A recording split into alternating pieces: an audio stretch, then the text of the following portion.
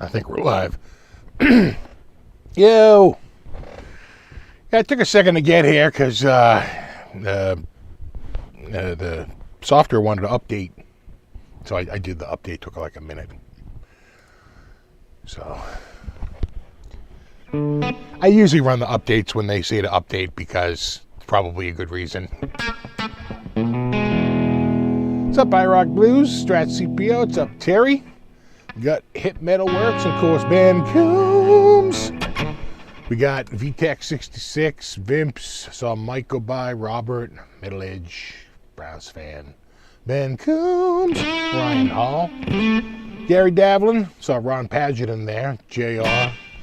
Dialed in, Dave Harder, Scott Prop, Yedamazzi, Terry 3G, Guitar Man, Ryan Hall, Jay Shav, Kale Ba, Double R Guitar. You got Matt, you got Chris, you got The Shape, you got Frank, you got Tony, of course BC Rich.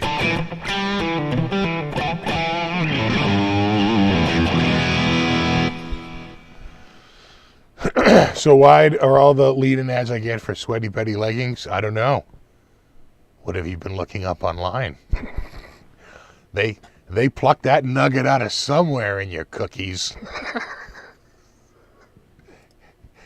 Careful about admitting what ads you get. What's up, Steven? What's up, Rion? What's up, Ricky? We got Terry, the other Terry. Not the first Terry, the second Terry. Terry 2. Got Larry.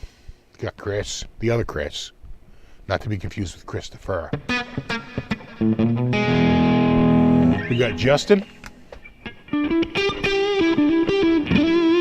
Got Nick. Dan of NJ. Got Robert. All the regs. Coots got it right. He's a reg.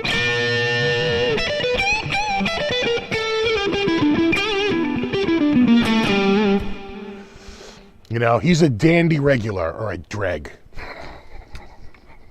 as we like to call him.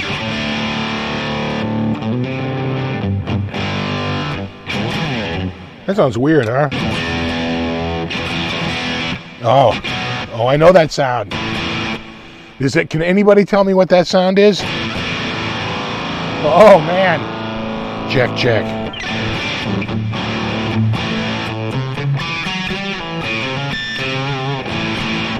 Does anybody know what that sound is? Anybody recognize that sound? That is the sound of a battery dying. That's what EMGs sound like when the battery goes dead.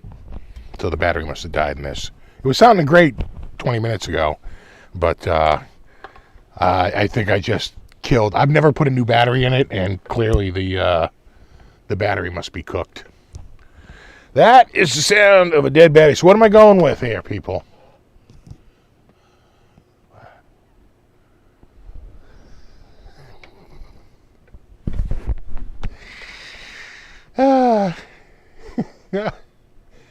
Yep, Ron knew it. Battery going dead. That's exactly what it was. Battery going dead. If you have enough EMG guitars, you know it. So what? The Les Paul, the black Les Paul? The Vola? Which Vola? I have 3 Volas. The Kramer? Which Kramer? I have 3 Kramers. Something passive. A Telly. I do have a Telly. I just strung up a Squire Telly. That's actually pretty nice. I got that on tap. You know. Kramer Beretta. Chris is like in the Vola. Kramer, the old one. Frankie, I'm seeing the white Kramer, the ERT, the EVH, the Air. Oh, we are all over the place. Somebody get a counter. The white LP, the Kramer, the oldest Kramer, the Telly, the SM1, Wolfgang. You know, I was just playing the Wolfgang recently. It's a damn good guitar. I really like that. Oh, Vola. Seeing more Vola. But which Vola? The Stoner Shark, Blue Wave. We'll name them right now. Or Crimson Flame. I don't have an Explorer. Do I have an Explorer? No, I gave that one away. I gave the Vola sounds good, you know. VVH. They play through my Dumble. I mean, if I have to. Frankie. The Blue Vola. I have 2 Blue Volas. So you like the one with, you like Stoner Shark? The matte finish Blue Vola? Or are we talking the wave top Blue Vola? I have 2 Blue Volas. So many choices. Play the keys, says Nelson. Damn, he was just right out there. Charvel. Oh, Charvel. I'm seeing a little Charvel love out there. EVH. Farrington, Squire. Ron says, any guitar you want, buddy. I like that. Thanks for giving me an out. The Stage Master, the SM, the Sandblasted. I think at this point, no matter what guitar I get, it will be a massive disappointment to most of the people. That's just statistics. The double neck PRS, bro. Do we dare break out the double neck? The Rosewood Telly. Let Buddy pick. I don't know where Buddy is. Buddy's probably up with Ben. I'm seeing a lot here. Charvel, seeing EVH, Charvel. That could be the same guy. PRS. Haven't played the PRS in a while. The green Telly with the rosewood neck. The green Strat. Haven't played that in a while. This is gonna be the first 30 minutes. The EVH Wolfgang.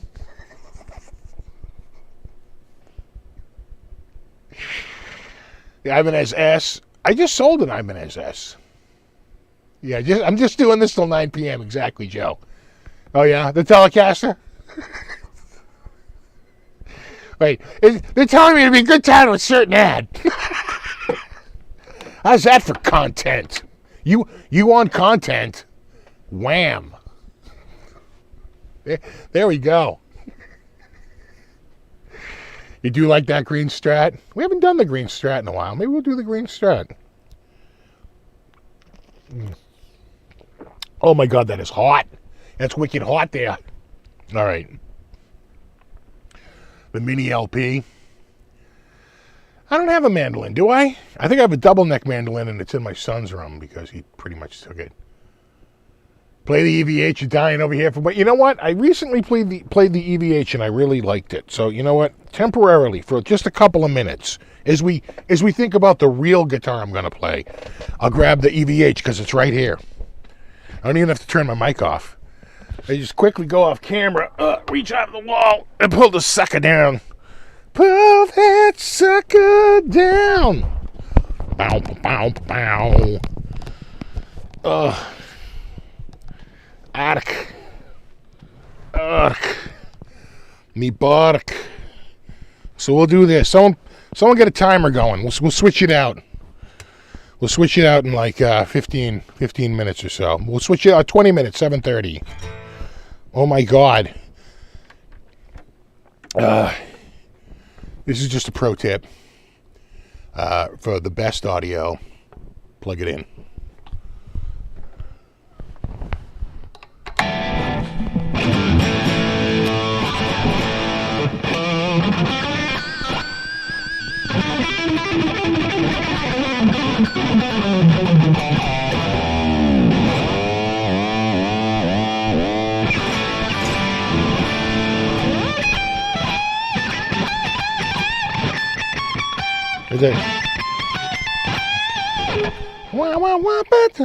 That's way too high.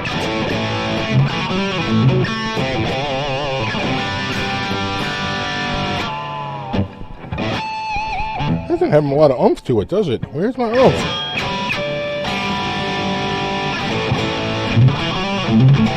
There it is. There it is.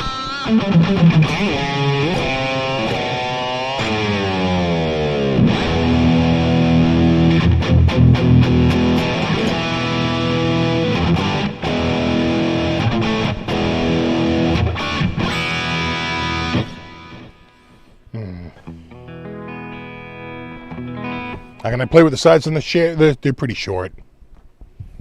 You know, they actually don't come out that far, and they curve down pretty quickly, and they're kind of short. You got to kind of lean back to even get arms on it. Kind of weird.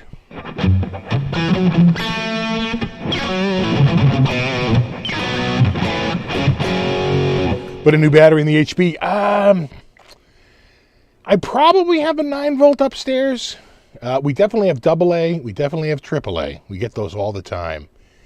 But 9-volt, I'm trying to remember the last time we bought a pack. And we keep them up in the battery drawer, of course.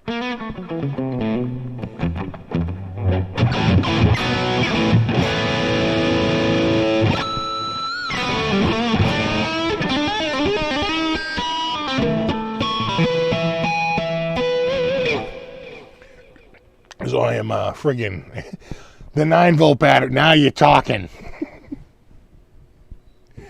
Someday, I will buy a pack of 9-volt batteries. Actually, the best place to buy batteries by far, it's not even close, Costco. I think Consumer Reports said they are pretty much the cheapest place to buy Duracell in bulk. And we usually do. We get the AA and the AAA all the time, big packs of them, because we rip right through them. But not so much with the 9-volt.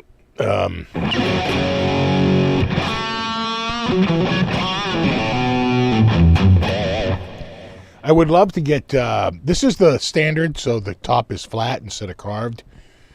Wouldn't mind getting a special, you know, with the carved top. They're one of the few guitars that are spec'd with a quarter sawn neck, you know, that's under $1,000. And they're like, they've shot up. Used to be able to get them around $5.99 pretty regularly. Now they're more like $7.99. They're up about $200 on the used market. They're probably up $200 on the new market. So use the EWI. I still have the EWI. Where is that EWI? It's around here somewhere. I do.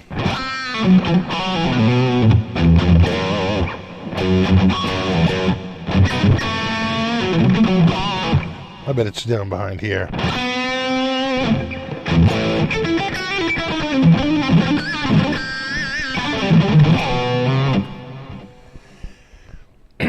Do.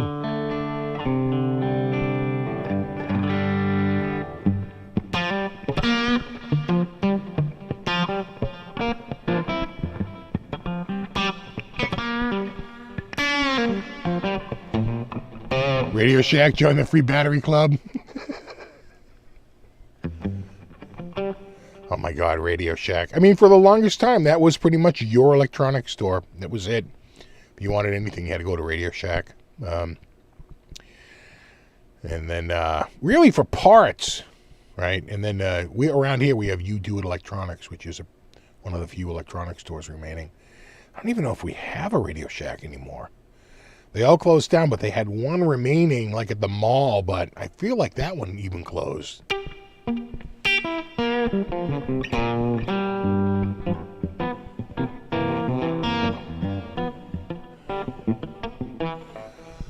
Never Too Much by Luther Vandross. I've never heard it.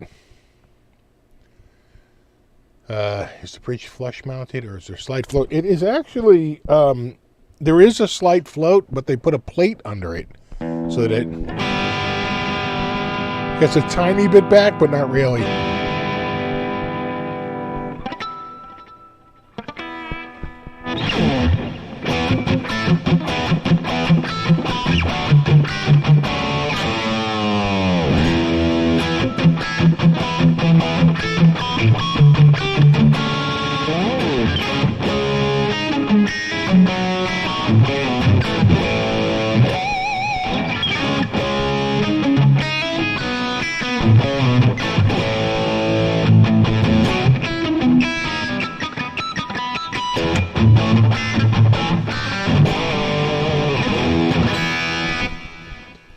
Oh, in Canada, they just rebranded to The Source, yeah.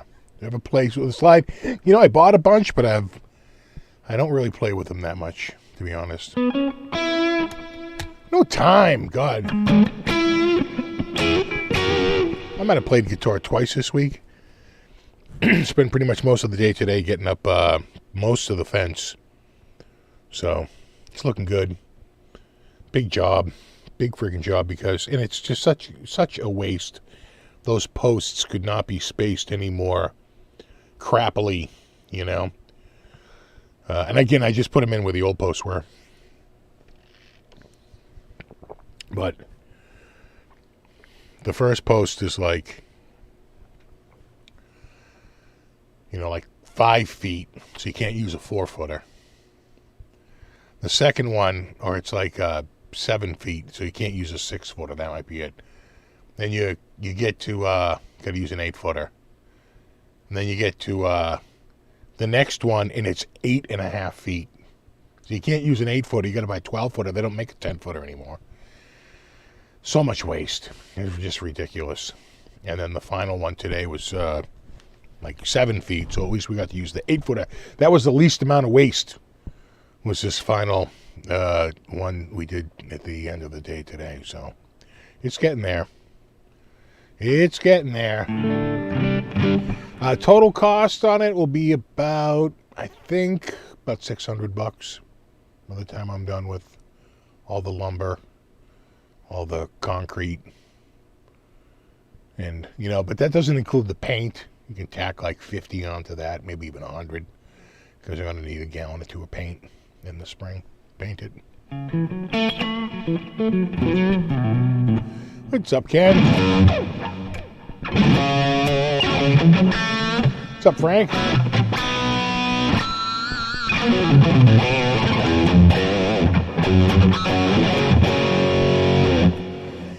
Yeah, you know, I could have tried to get an auger and drill new holes, but I used the existing holes, which were just all too easy to use, you know. And that's what screwed me, because the other fence was sort of custom made, just like this one was.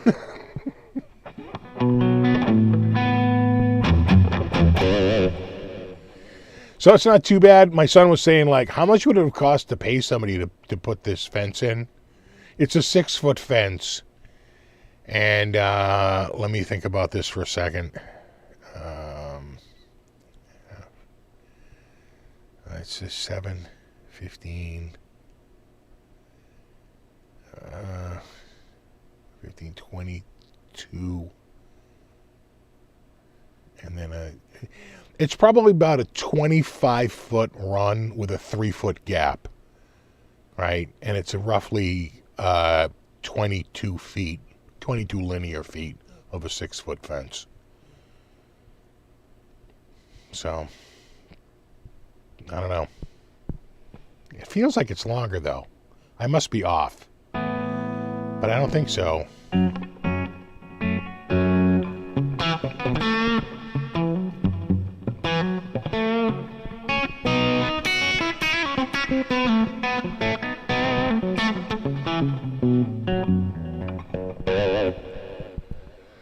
Cedar, no, we went, Cedar, well, first of all, they didn't have the cedar stock. I wound up just using pressure treated. The top is even. The bottom is not. The bottom slopes. But the top is even. I feel like it's longer, though. I'm thinking about this, so it's like 7, it's almost 8 feet in the first run. So it's like 7.5. Then there's a 3-foot gap. Might even be a 3.5-foot gap. Now that I think about it.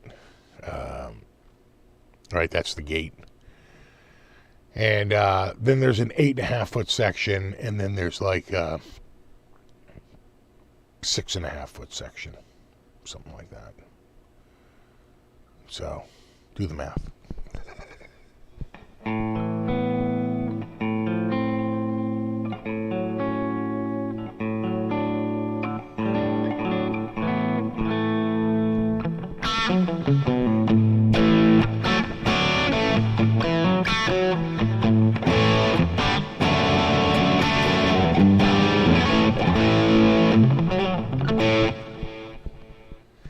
Yeah, my dad had a fence put in. He didn't even have a tall fence put in.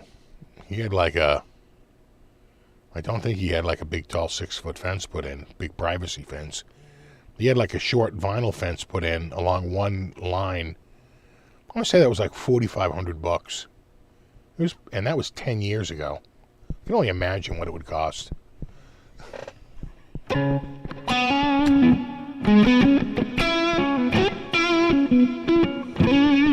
Live on a hill, so you don't need a fence, yeah.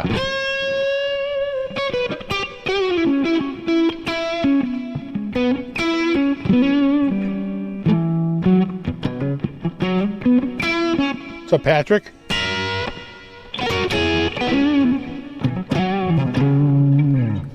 This guitar does sound good, huh?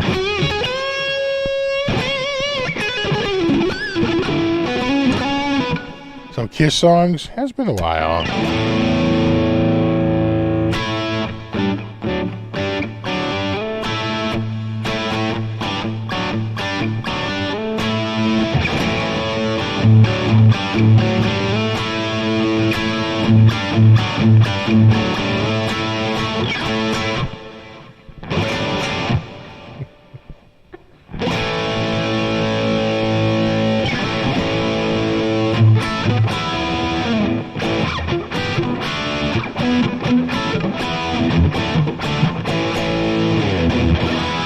I feel like I'm out a little bit here. Hold on.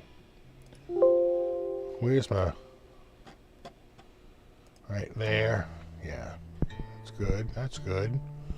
It's pretty good. Could maybe use a tick. Not much. That's good. There it is. There it is. That's the one that's out.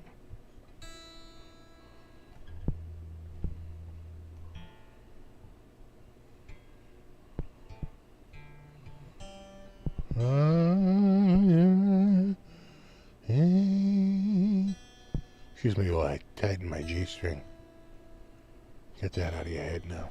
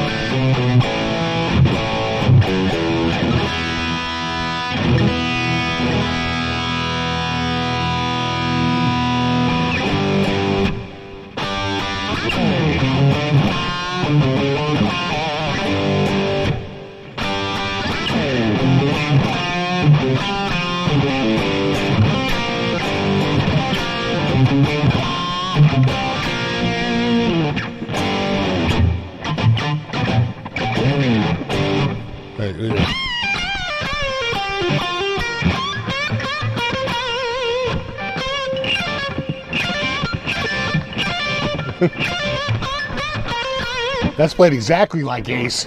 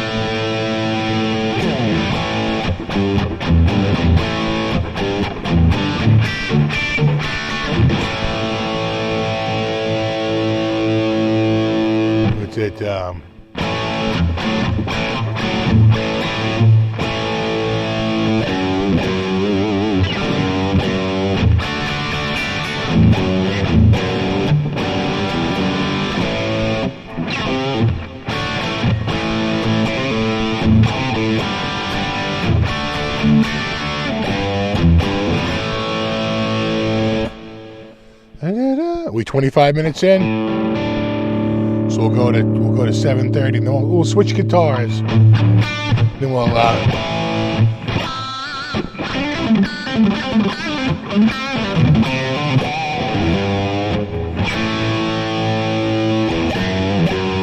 and then I think you can't really hear it because pulling that down. Really do need to stop tailpiece. You know?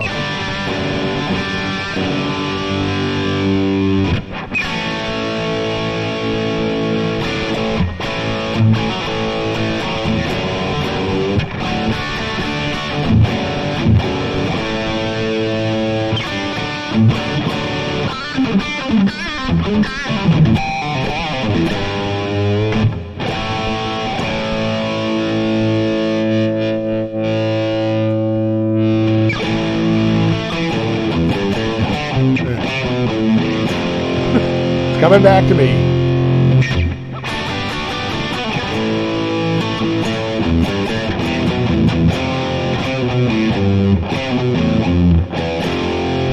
Something like that.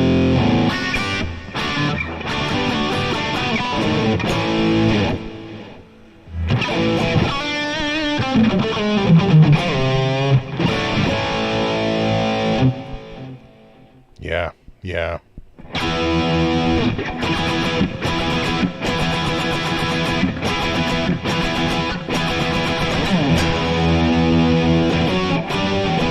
Where's it?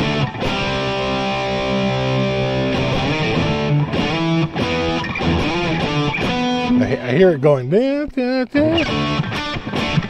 4.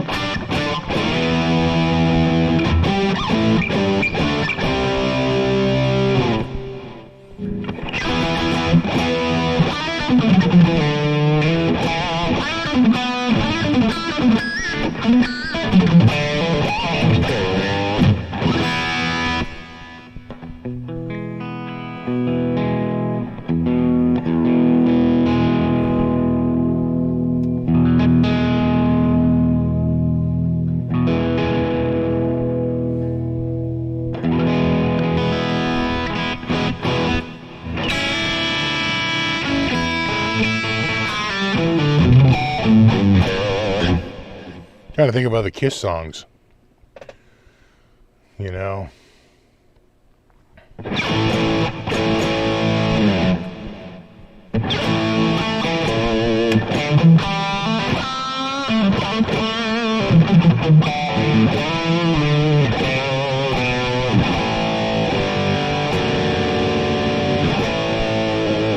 Yeah, right? Right.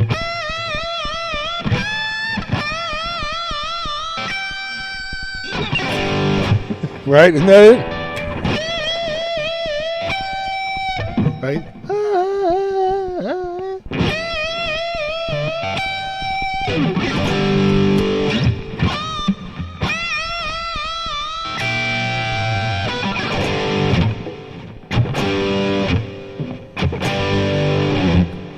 Oh yeah, God, Creatures of the Night. What's that?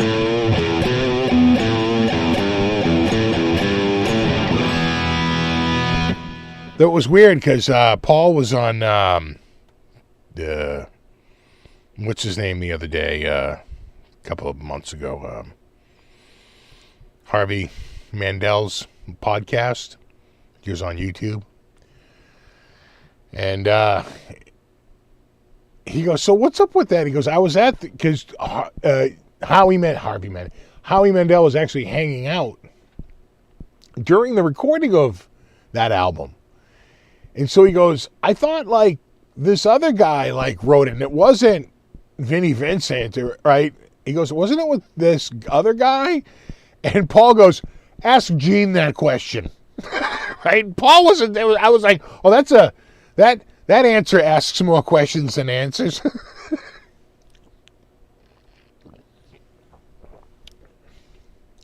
All right, so we're at Black Diamond, do do do do do do do do do do do.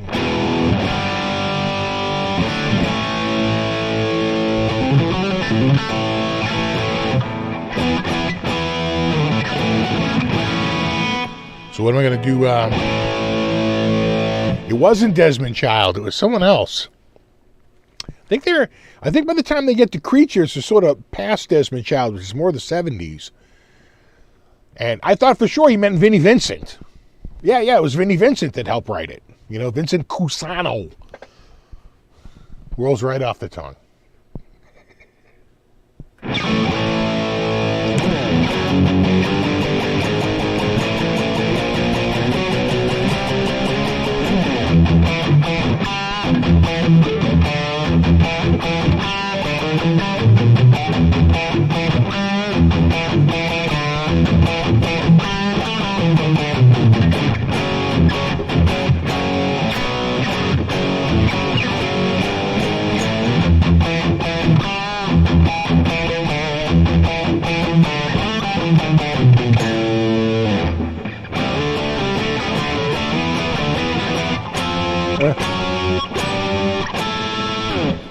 Something. I hear it going up.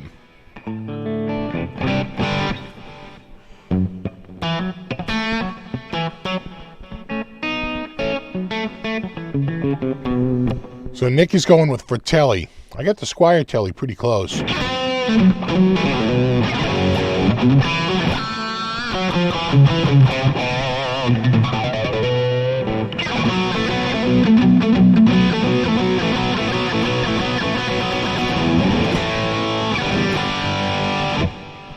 It wasn't Bob Kulick.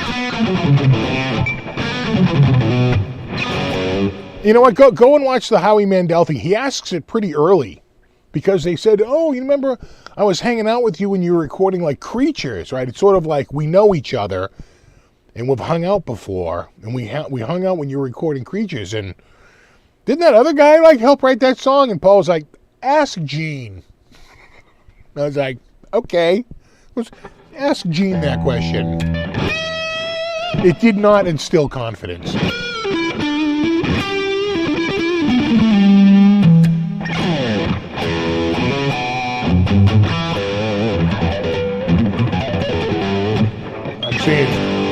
I'm seeing 2 for the tally.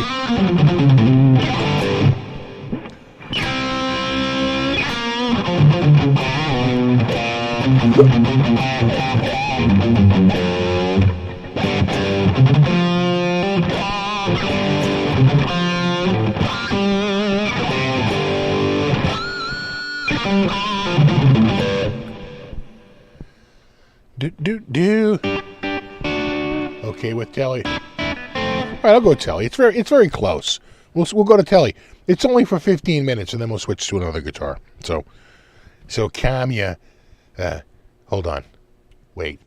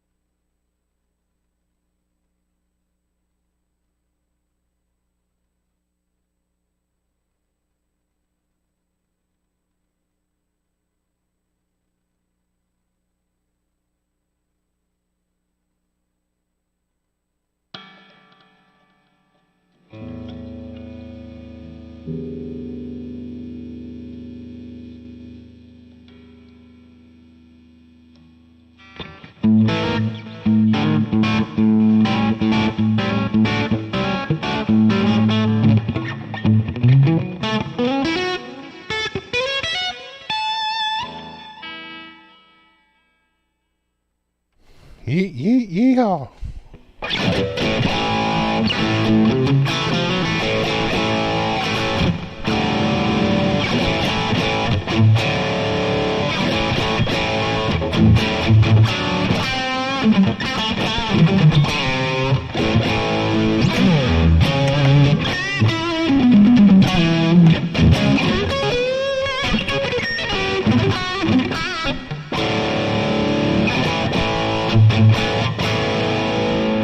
Gotta bring that gain up a bit. These are much lower powered pickups than the Wolfgangs, obviously.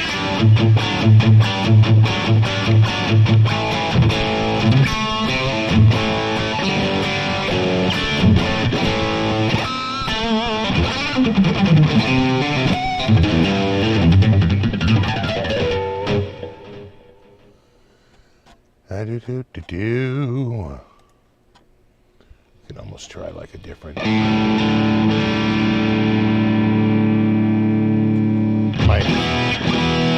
I'm surprisingly in tune.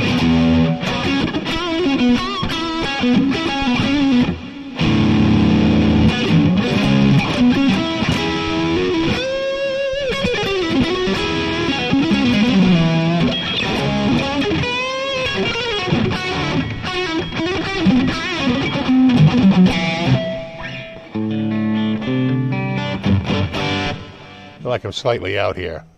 Yeah. Oh, sure. Oh, you're a tad out. You're out a tick. Just a wee tick.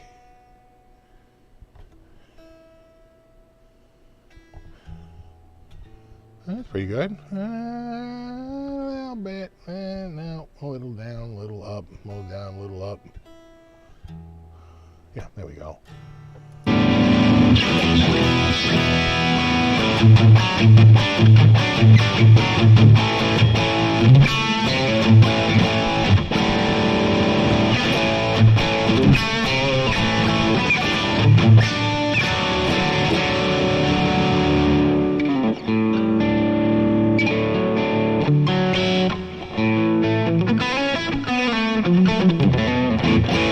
Yeah, that's much better.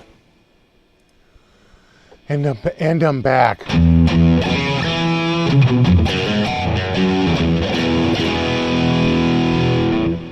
What'd you pick up at the Chicago Music Exchange? What brand? What brand were you clueless of? Inquiring minds want to know. Don't make me scroll, bro.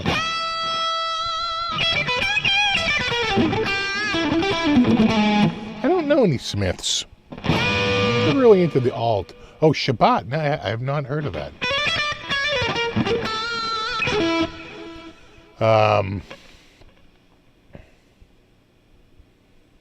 McMull is kind of an off-brand I see out there, kind of a high-end brand, but I don't know, Shabbat.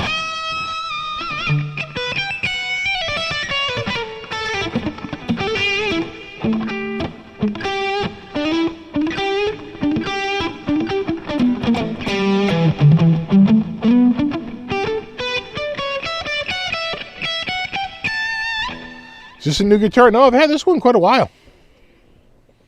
Had this one for years. For quite a while. It's the Pine body. Pine is the correct answer. I'll make it down a Pine cam. People freak out because it's a little discolored, but you know, that's wood. I'm not particularly worried about it. This is a very inexpensive guitar. They're a lot more expensive now. In fact, hold on, let me go to this can. See, it's a little washed out. Hold on, let me see if I can fix this real quick. Give you a better shot of the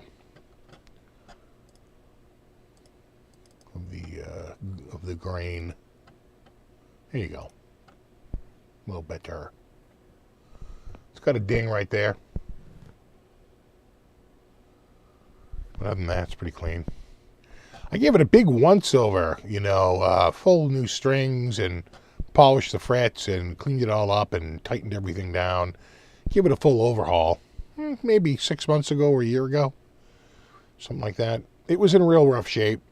The kids had taken it for a while, and I don't know what they use on their hands, but they touch it, the fingerprints, the sheer sludge and slime that they seem to. They're like slugs leaving a trail of slime wherever they go. It was like the fingerprints and the smudges were just, oh my, what is that? What, you eating cotton candy? What are you eating? Cotton candy and a cheesesteak? Like, what the hell? What the frick?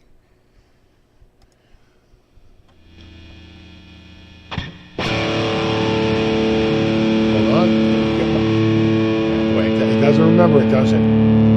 You're pissing me off there. Although I did just update it. Maybe it reset it.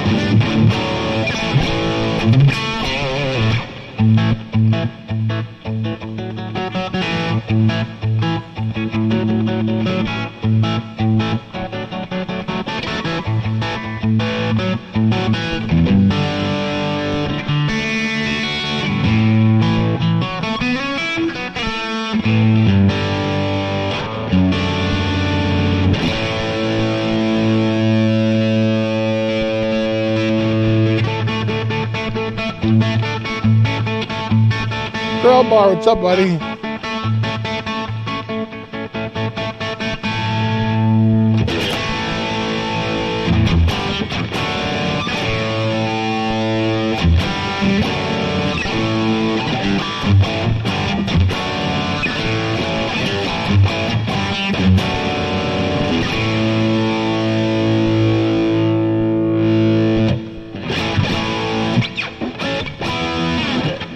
You know, you have to tune that to like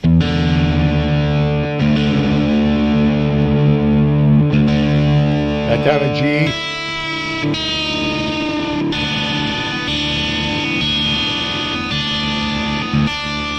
And then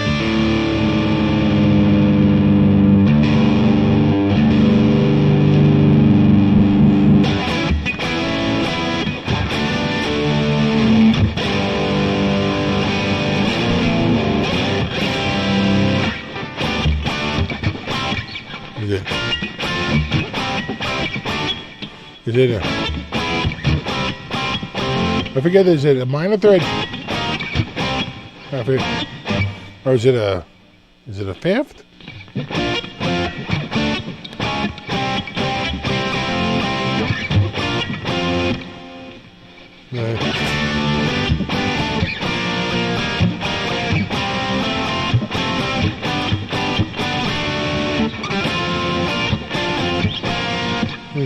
I forget it now. Hey, Middlehead Hippie, good to see you, man.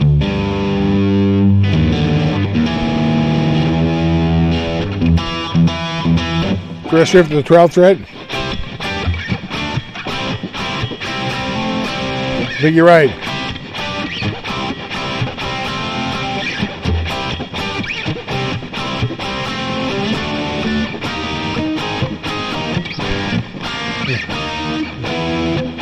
I think it's like minor third.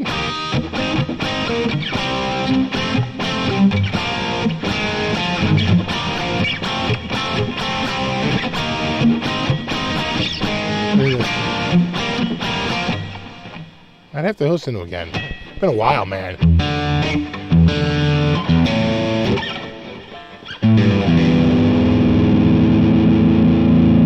I know, I'd have to listen. Problem is I can't play any Rolling Stones live. That'll definitely get me a strike.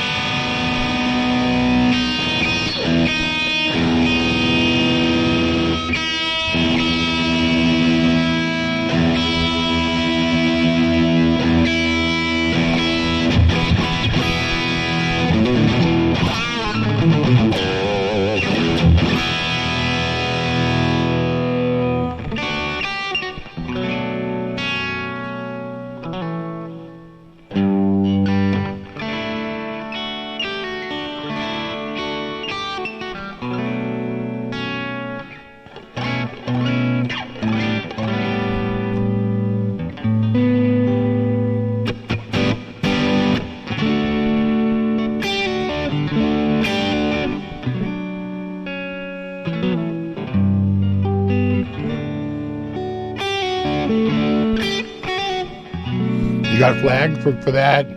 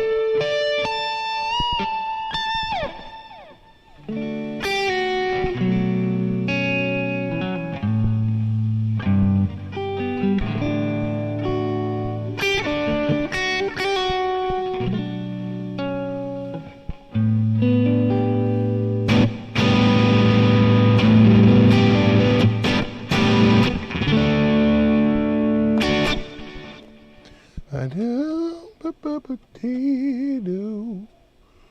Doo-doo.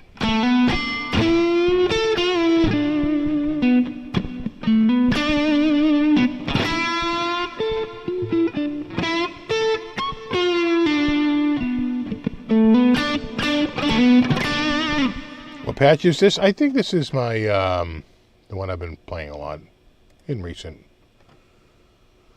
Yeah, that's the DOD YJM 308. Just rolls right off the tongue. It's a Brit 87. I think it's a Chop Tones patch. Chop Tones, Choppa. It's their Brit 87 with an Ingve pedal for extra.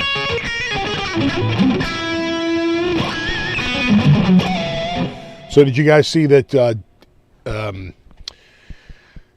IK Multimedia put out a new product? AI-assisted guitar rigs.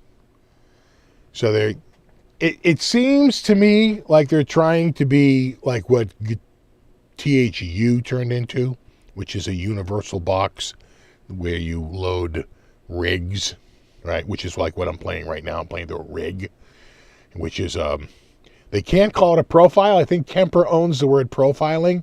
It's a model, but it's a profile. They profile the amp, right? Like how Kemper does it.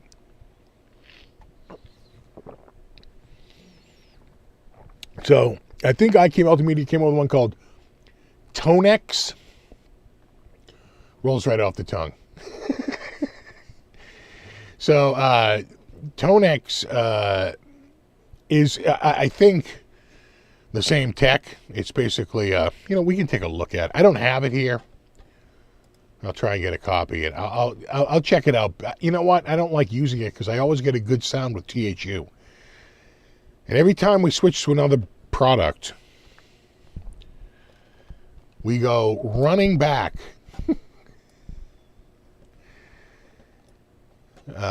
But they do have, let me see if I can call it up here on the old Webtronics here. Yeah. This is it right here, Tonex.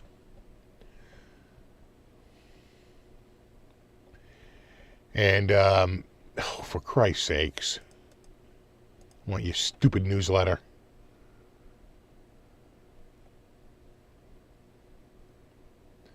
So if you notice, it's like a lot of rigs. Kind of reminds me of not amp rig or whatever the hell that is. What's that other one that they have there? Like Patch Master and like Amp Master and Rig Master. See, they have a player. That tells me that's all. Tells me all I need to know. Oh, you have just a player? That tells me it's just straight up rigs, right? Profiles. They capture a profile, and then you can play it in a player, or you can have an editor. So, with advanced EQ settings, oh my god, nowhere. I bet you needs that noise gate. That's the other thing I like about THU. It's one of the quietest ones, just in terms of like just sheer amp noise. Because remember, when they emulate it, you get all the crap that goes with trying to overdrive something, including distortion,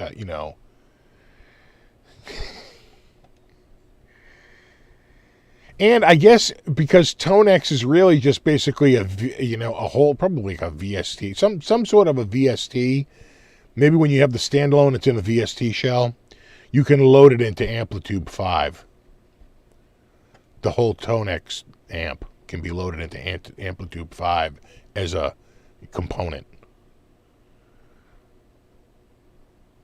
If you're into that. Yeah. There's some bars, the picks. So it's telling you here the amp that they modeled, clean. And then they even get into things like, this is why you know it's modeled, some of them showed like the microphone that was used to capture it. Yeah, I'm not seeing it here. But that's, again, just the fact that they're listing the microphone, it tells me that it's a full-on modeled. And, of course, they break it into 4 different units. Christ.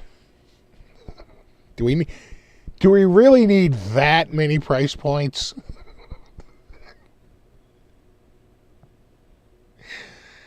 And then bundles. There was one that showed a little bit more. I mean, was it this? Yeah. Kind of breaks it down and shows you a little bit more. Oh, this is inside Amplitude. I can recognize that's Amplitude. Let's see if we can find it. I don't want it in Amplitude. Okay, that's the player. Yeah, there it is. It's telling you what it's based on. It's giving you the cab.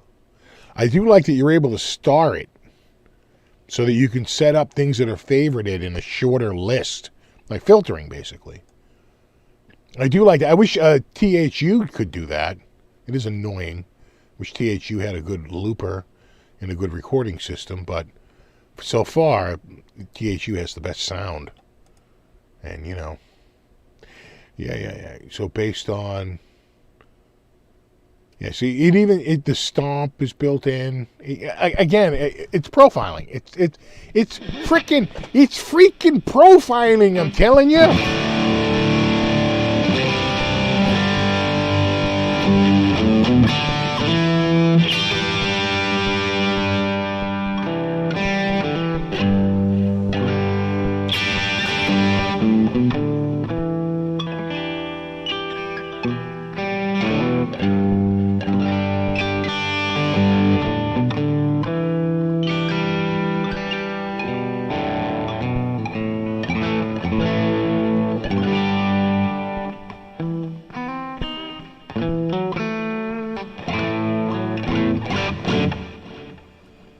What else we got here?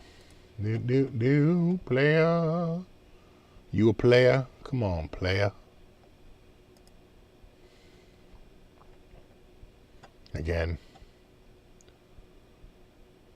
it's an Archon with a ribbon. Again, they're telling you it's with a ribbon microphone. Who does not use the ribbon?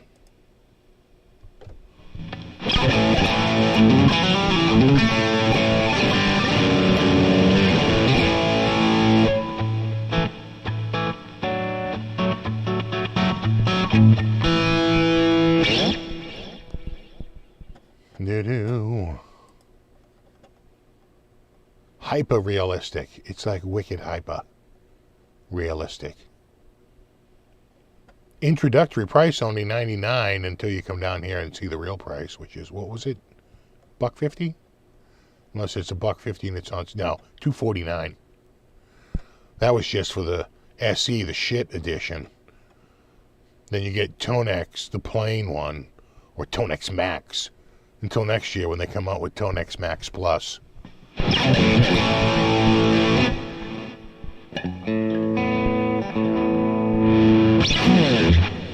What's the difference between profiling and modeling? Modeling is software where they try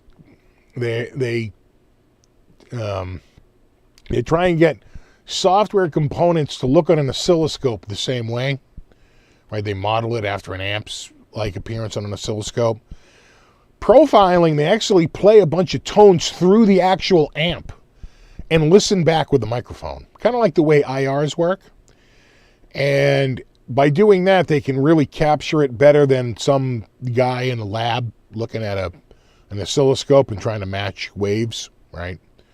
It does a better job. It's sort of like automatic modeling is profiling.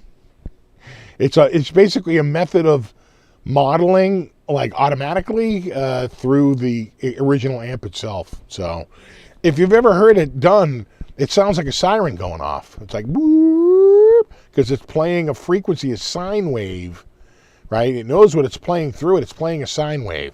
So anything that you subtract the sine wave from that's remaining must be the amp now, right? So it runs this thing and it runs it at a whole bunch of frequencies. And then it can derive the difference between the sine wave it sent and the sound it heard back And that must be the amp. It's very annoying. It is very annoying.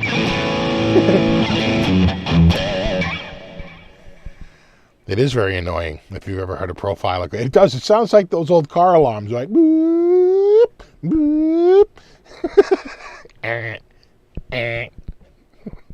Boo.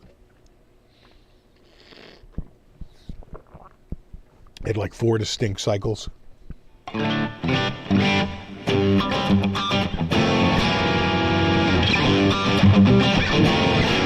It's like, yeah, it is. It's like even a more annoying theremin, if you can imagine that.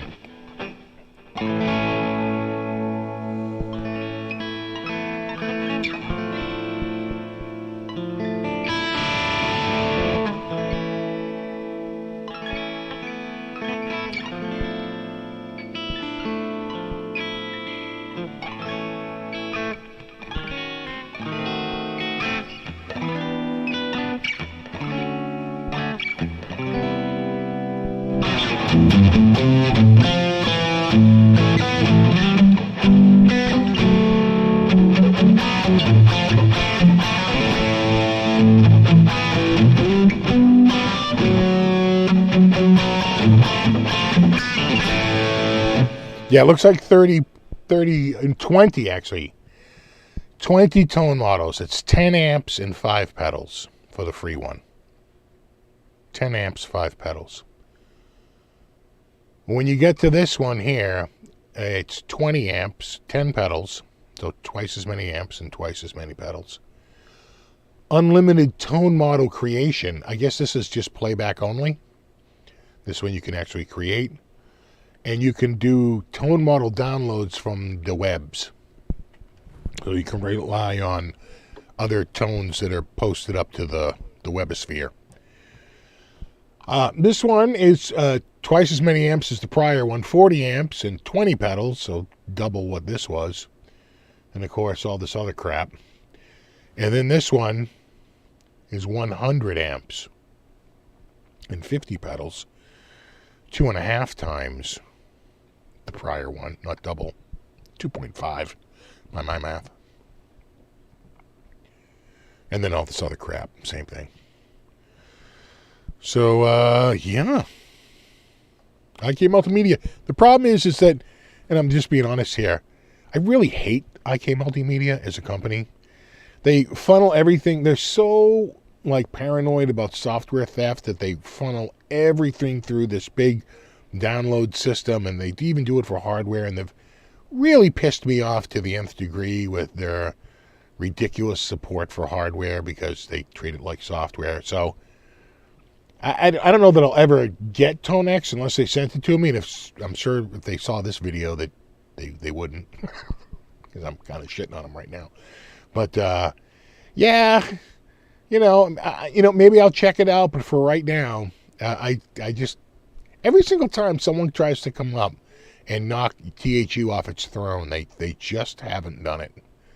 So, we'll see. Not saying it couldn't happen. I'm just saying it hasn't happened.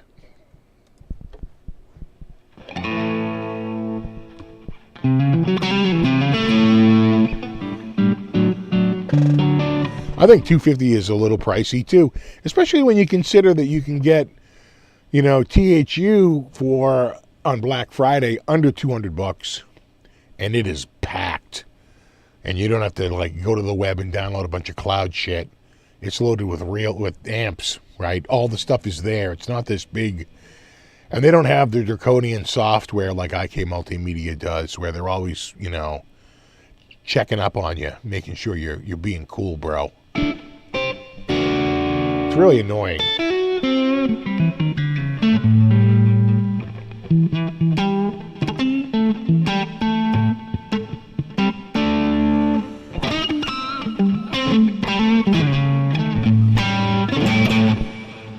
Well, they're telling me it's time to insert an ad. Is it time to switch guitars again? Are we at the 8 o'clock hour?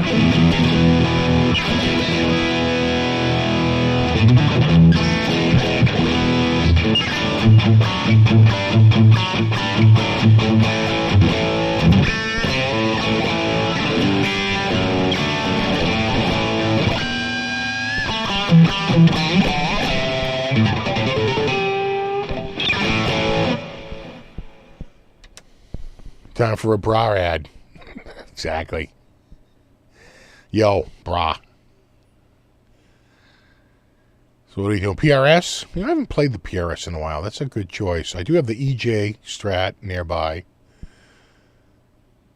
Do I have anything pink? I don't think I own a pink guitar. Do I? I don't think I do.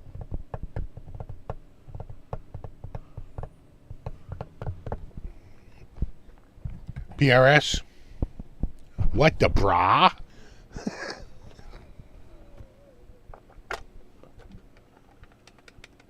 Well, it's feeling a little loose. I'm going to have to tighten that up again. The P to the R to the S. All right, hold on.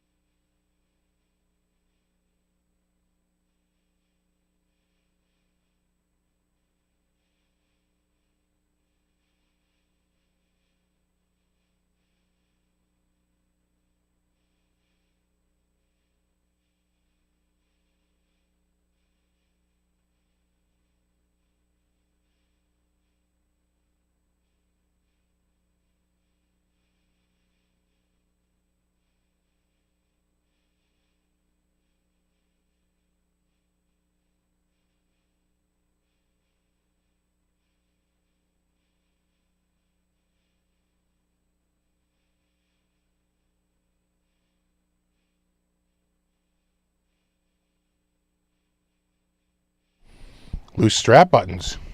Send her back. Let's go to, oh yeah. That is a good one, isn't it? Yeah. $12.99 I paid for that with the hard shell. With the PRS hard shell that weighs 10 times the weight of the guitar. But, again, pro tip. For the best sound, plug it in.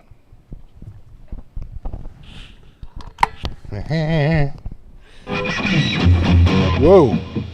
Oh, that hot.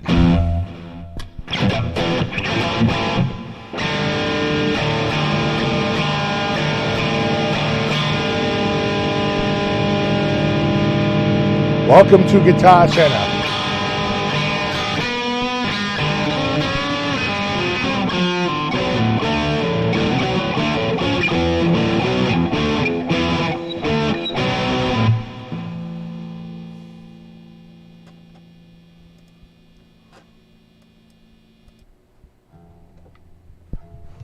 Oh, sharp there, kid. Oh, yeah, you're sharp. Oh, you sharp. Oh, you're a wee bit sharp. Oh, you're very sharp. Thank you.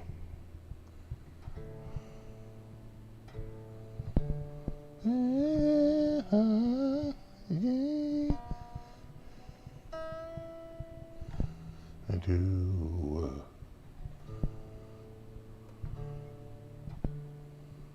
We're getting there, pretty close. A little out. How'd you get sharp? Isn't that weird? You're good. You're good. You're good. Yeah, just a wee bit flat. There we go. Nice G string. Thank you. and the E to the D to the G to the C.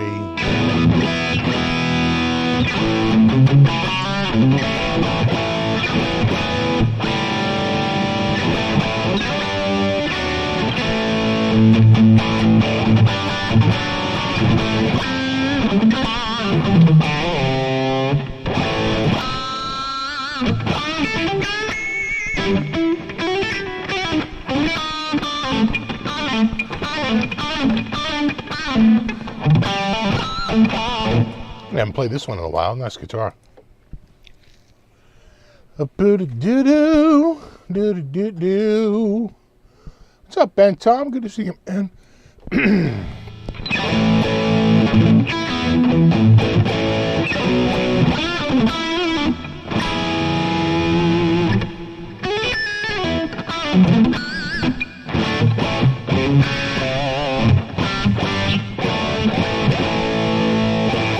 Yeah, the fretboard on this one is ebony. You know, usually they're rosewood, but this was a one of them custom wheelie dealies with a dealer special where they would do a custom figured top and an ebony fretboard, and it was a 20% cost increase. So instead of $2,000, it was $2,400. So instead of $1,999, they were $2,399. So again, I don't think you're going to get this guitar anywhere but Guitar Center used for $12.99. You know, good luck.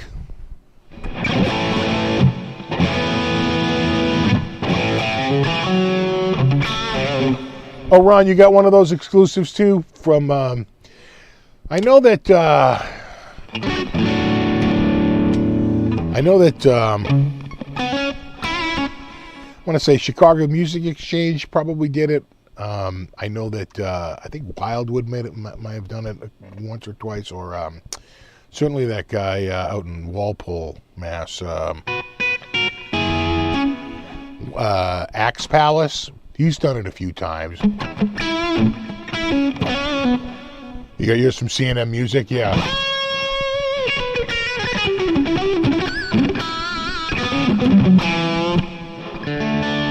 I'm in Coil Cut.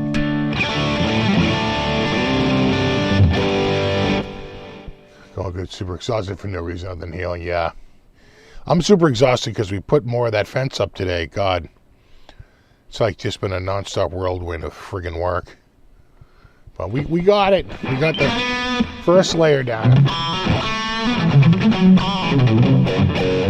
And then we got to do the second layer, which just overlaps some of the gaps. Gives it a certain like 3D look. And then the trim boards. And then we're done. The hardest part was going to the friggin' Home Depot and trying to find 18 straight friggin' boards. We had to go through like 40 to find 20 that were even in halfway decent shape. Oh my God, what a nightmare trying to get good lumber.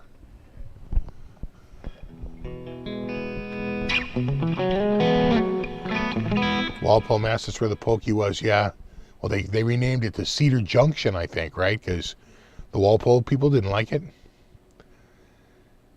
And they're closing that. I heard they're closing that down.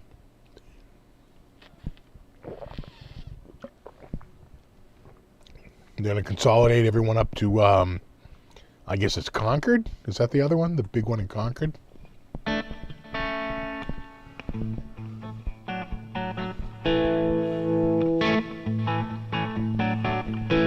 Home Depot does suck for lumber, yeah.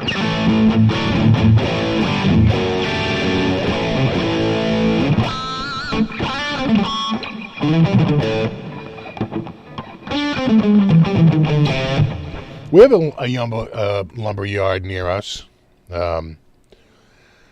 I remember back in the 80s, that the same family owners for years, and I remember in, I want to say it was 85. I think it was 85. Could have been 86. I'm pretty sure it was 85, 84 or 85.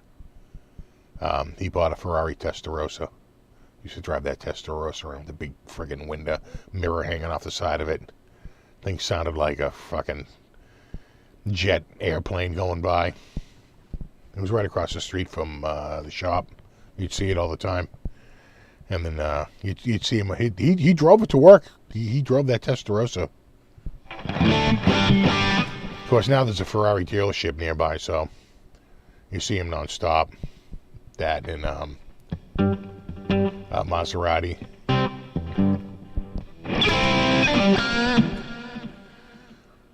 Like to reopen the Charles Street Jail. I don't think they can. Isn't the Charles Street Jail a hotel now? In fact, I've been there for a Christmas party. Right, the big open hotel.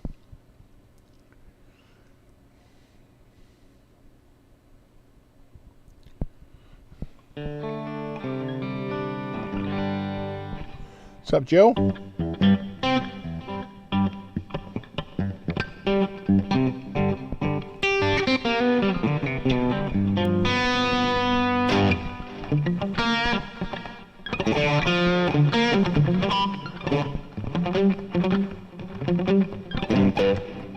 I don't know.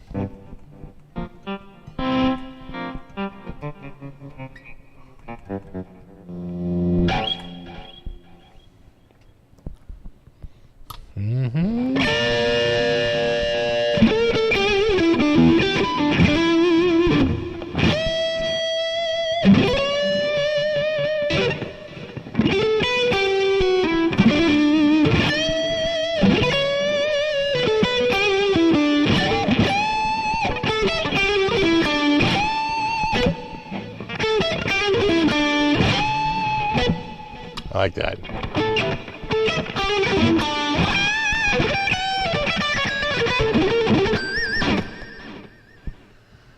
A Christmas party at the Charles Street Jail converted into a hotel. Yeah, that's pretty much it.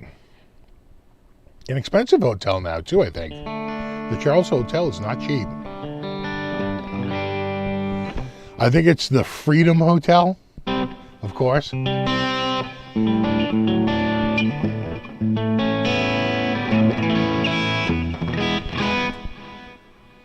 Occupation before this, not a teacher. I was, mostly legal services and IT work.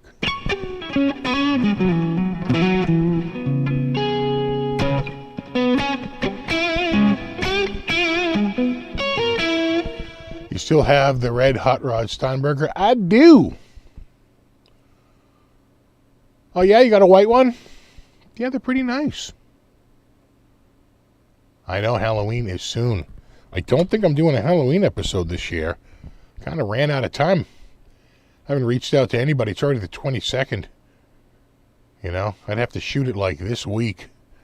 And it's going to rain. I don't even know when I'd be doing it.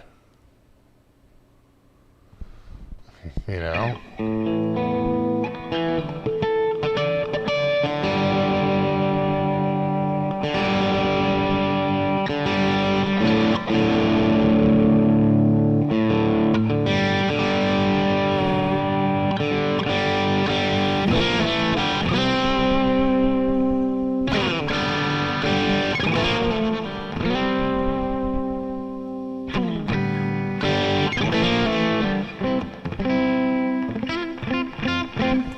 Ever play a dark roasted neck? Well, I have a couple of roasted necks. Not super dark, though. I'm trying to think. Yeah, the Eart neck is not very dark. It's a Colombian roast neck. I don't think I have a French roasted neck. The Vola's pretty dark, no?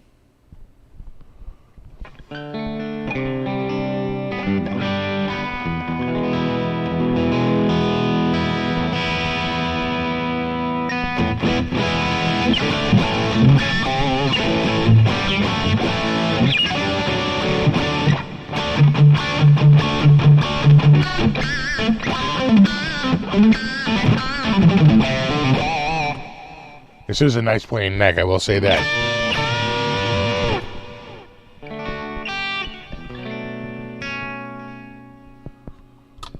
Is it? Yeah.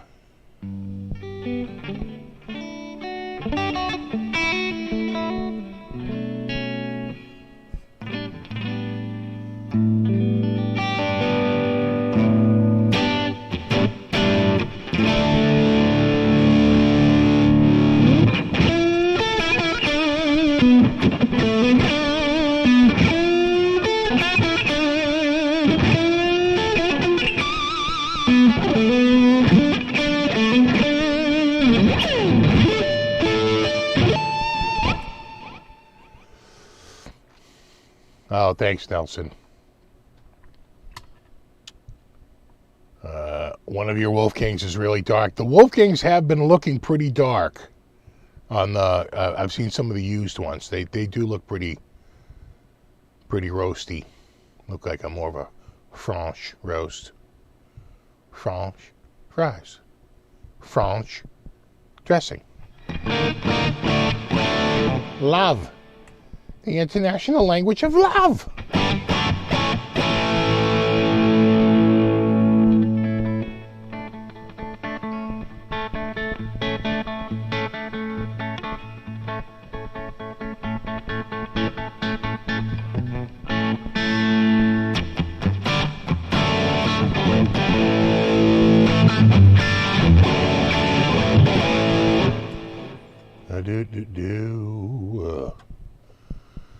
Someone was concerned that 45 people were here.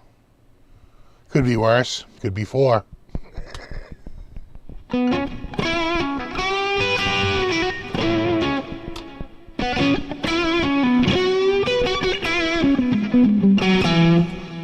Elvira is timeless. How dare you? How dare you? That rack will never die.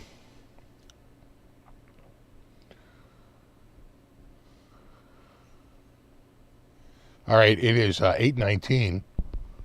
We're gonna switch guitars again.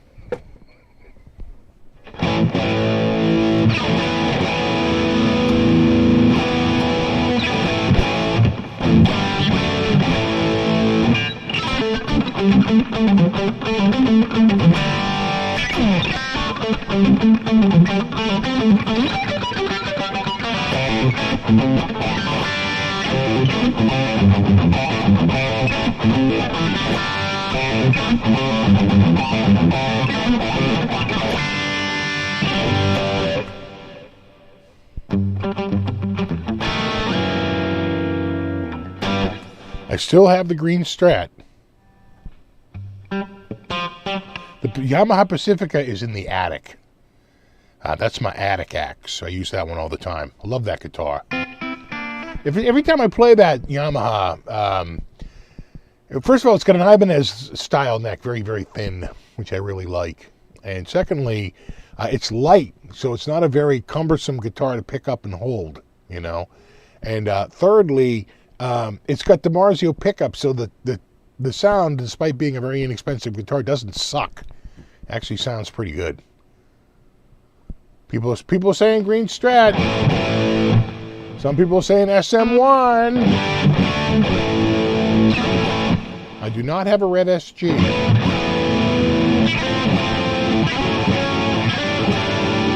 Seeing green Strat, seeing Strat, seeing green Strat, but that's the same guy again. Speaker's saying SM1.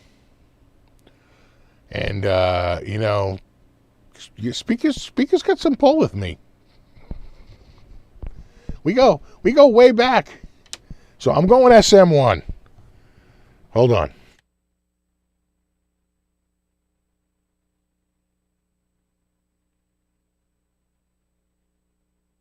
And maybe I'll get the green Strat too.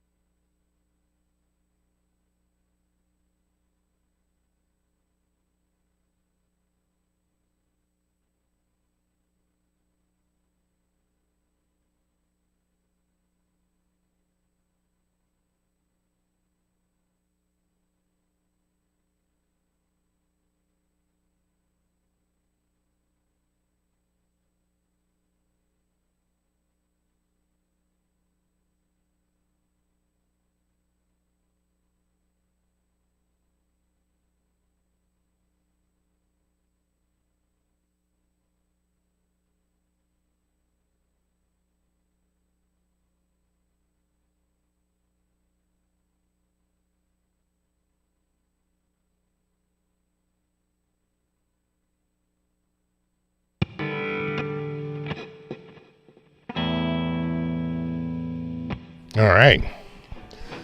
Got a touch of the gimp leg. How am I?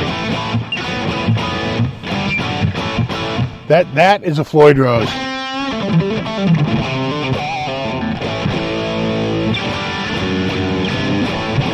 Let's hope this doesn't lose its battery.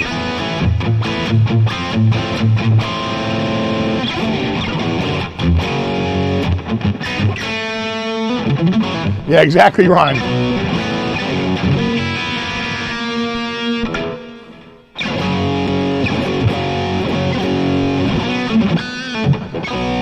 That's the humbucker. I really like the single coil. And then with the other single coils.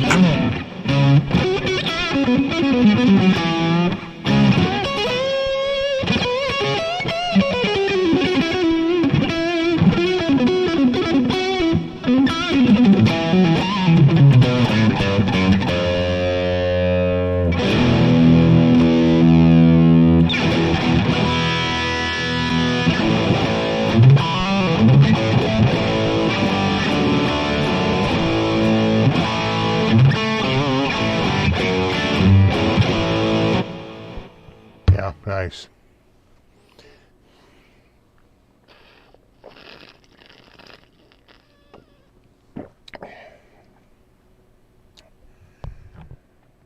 The old Kramer.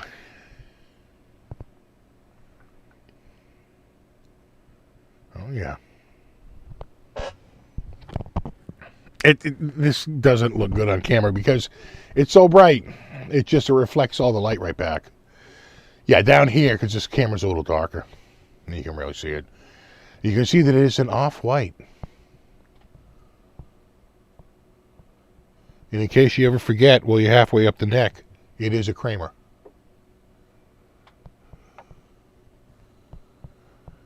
With the EMGs.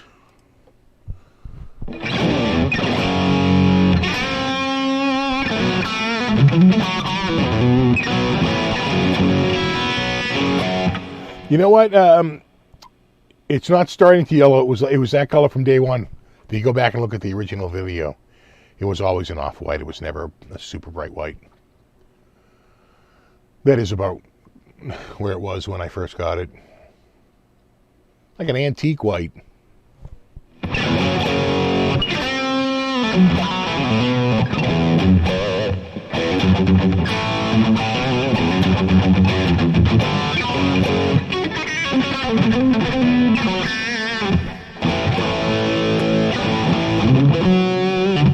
It is the humbucker. And then single coil.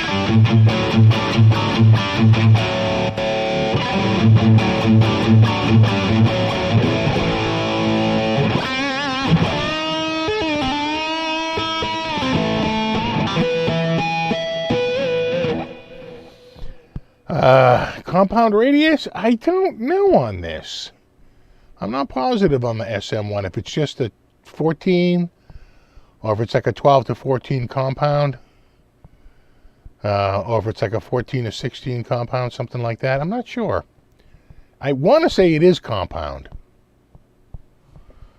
but I could be wrong.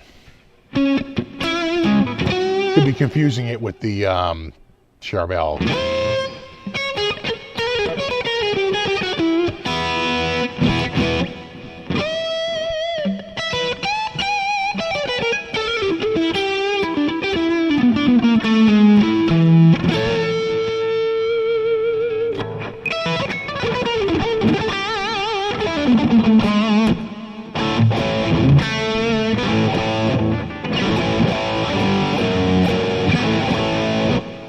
Sure we can find out pretty quickly.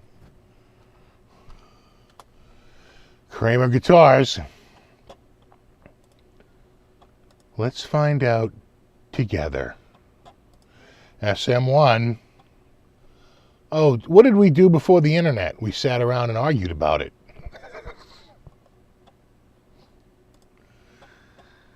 14-inch radius doesn't say anything about a compound.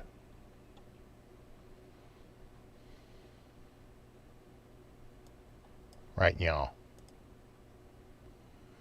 So there's your answer. It's a 14. It's the K speed. Sounds like something from the 80s. Gonna pick up a little bit of K speed before the show.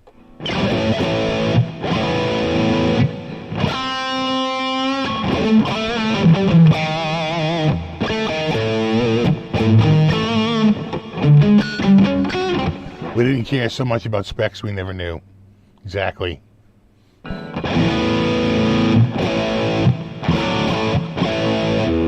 Ron already looked. I swear I like it better there. Almost like a little bit more bite, a little less mud. Not that this isn't bad. There's but I always have to back that off of here.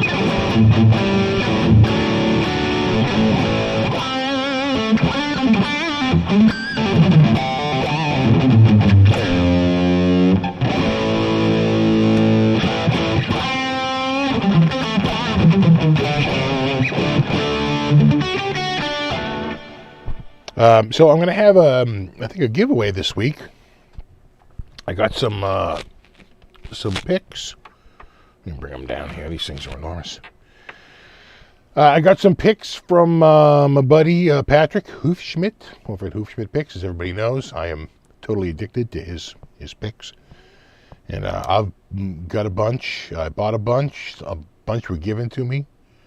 And I got a little display case going and all that. My wife finally saw the display case. She called it, and I'm quoting here, indulgent. But that's one of the picks. It's a peak tone. It's like one of those ones that super lasts forever. Big old mega pick. And then the other one, and this is even more expensive, is a giant. This is even thicker than the one I have.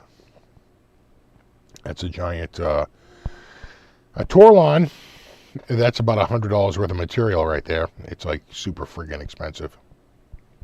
So, it's an amazing a pick, a showpiece. No matter which one you get, I'll give them away this week. I'll figure a way to do it.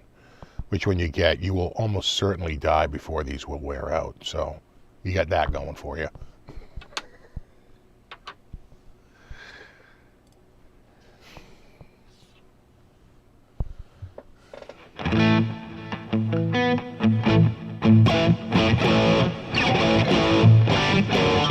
I gotta do a live stream of the display case.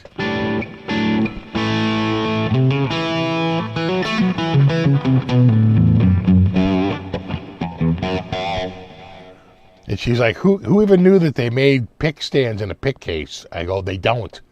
It's a shot glass case. And those stands are from the coin collecting industry. And she's like, oh, all right. Yeah. I told her, I said, I was fine until Gary Davlin made me buy even more. It's like, I only spent €100, and then Gary gave me a bunch, and the next thing I knew, I was shelling out €300.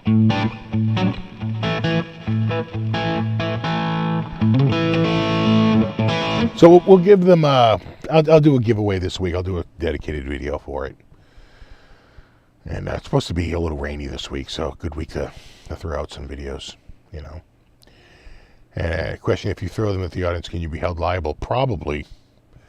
I believe these are registered as weapons in over a dozen countries. Why, God? Why?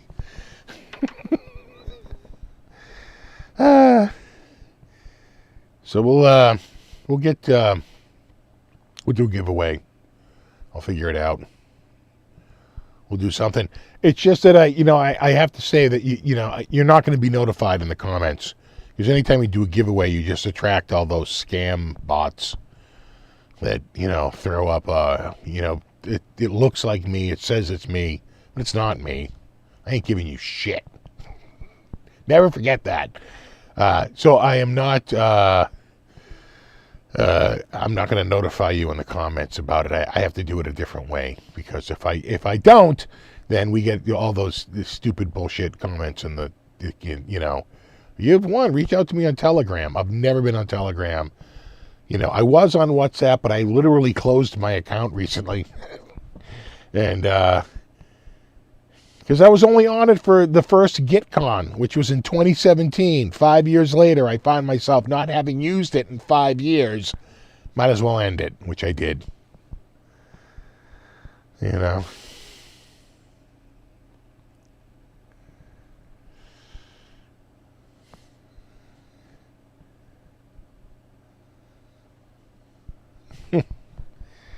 The porn bots aren't showing up anymore because I made it that you have to be a subscriber for at least 10 minutes.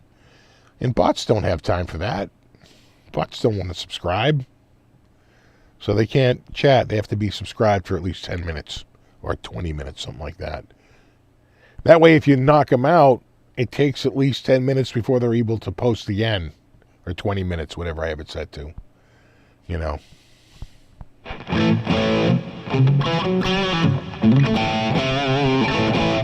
Yeah, in fact, I have a bunch of his stuff right here. I got 1, 2, 3. There's probably more, and I'm just not seeing them. But, oh, that's not it. It is right here. Here's one of his, like, aluminum mesh ones. Pretty cool.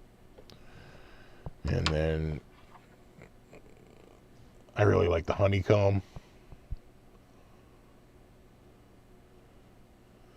And I did an order. I did a whole bunch of triangle ones. The triangle ones are enormous.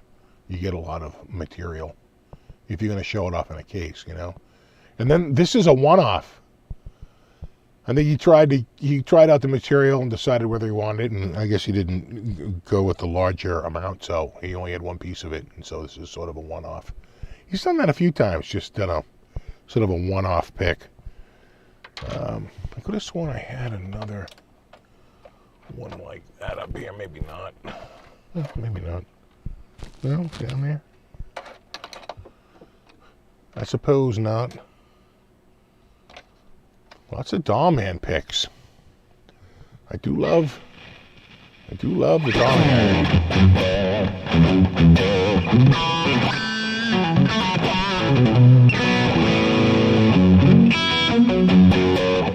Nice. Boom, little bitty do. What's up, Keith?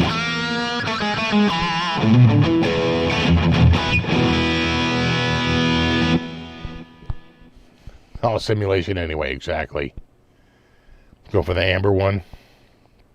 He's got, these are very expensive. That pick's probably 100 euros. Material is so expensive. Torlon is like, I think it's the most, like, high-performance plastic you can get. They literally use these in, like, transmission gears. Things like that. Things that have to go super high heat, super high pressure, and speed, and all kinds. So they're pretty. It's pretty high tech stuff.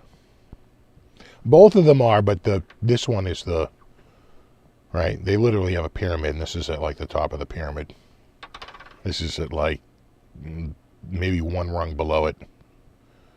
And then like 2 or 3 rungs below that is like, PVC, right? More common.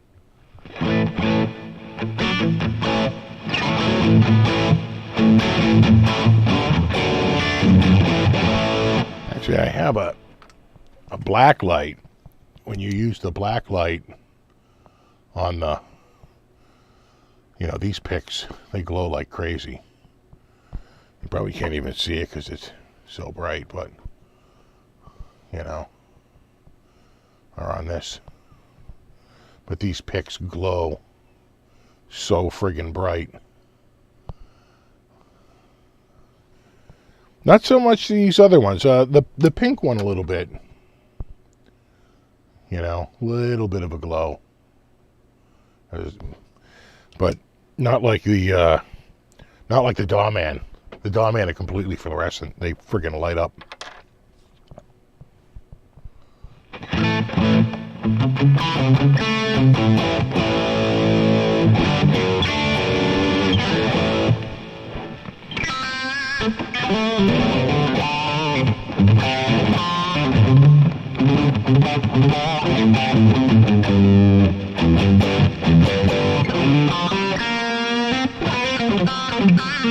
Throw on knee pads, double pads, helmet. Yeah, that makes sense, right? Because it's supposed to be able to take,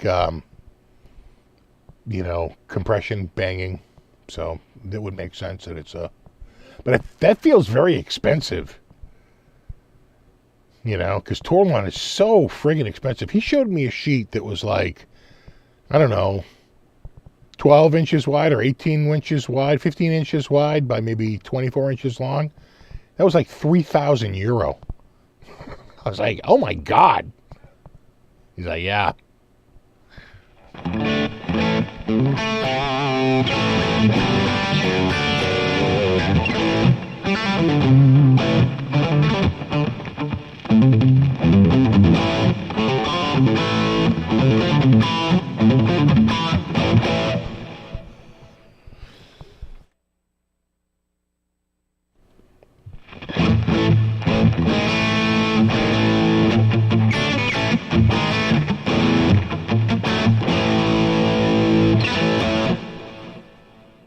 Thanks for the update, Terry.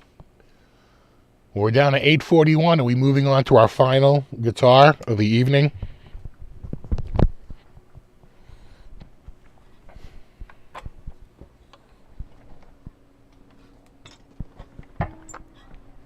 Oi. Do-do-do.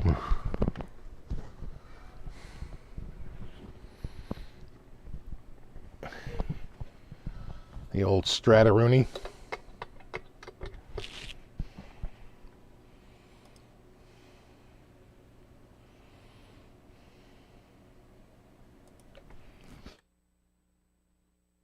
Man, getting dry. Plus earlier I had a piece of sawdust up my nose. You're trying to get that thing out. Clearly like a piece of wood. Like a goddamn fur ball.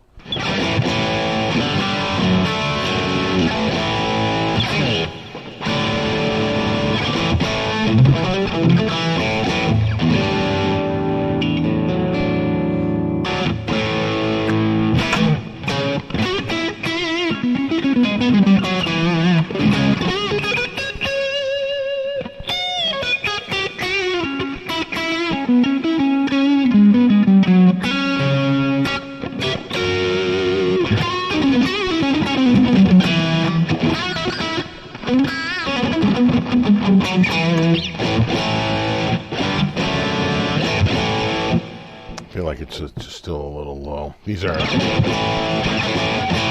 some of the weakest pickups I own. Man. Yeah, but now I'm getting a lot of background noise here. Hold on.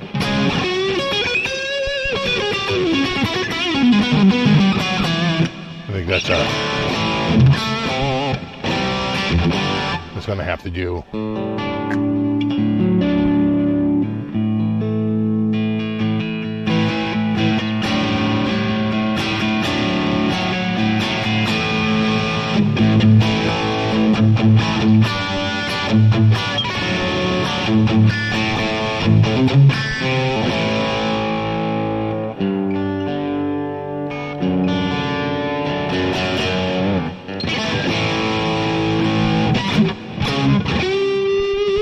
Yeah, these are clay. These are clay markers. Getting cray-cray with the clay. To be honest, I'm not crazy about them because I don't see them that easily in the fretboard. They blend in too much. I actually like the Eric Johnson oversized mother of pearl inlays Like on a 65 Strat, I like that much better actually than the clay. You know, the clay is a look, but for a practical sense, they're not very practical. You know, they are a little hard to see.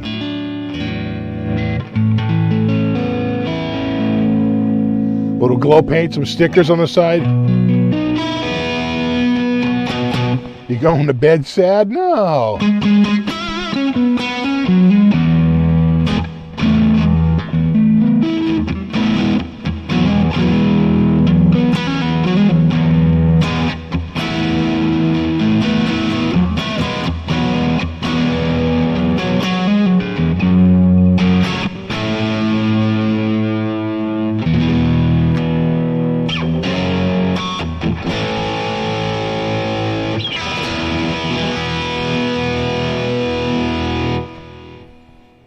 This is a nice guitar.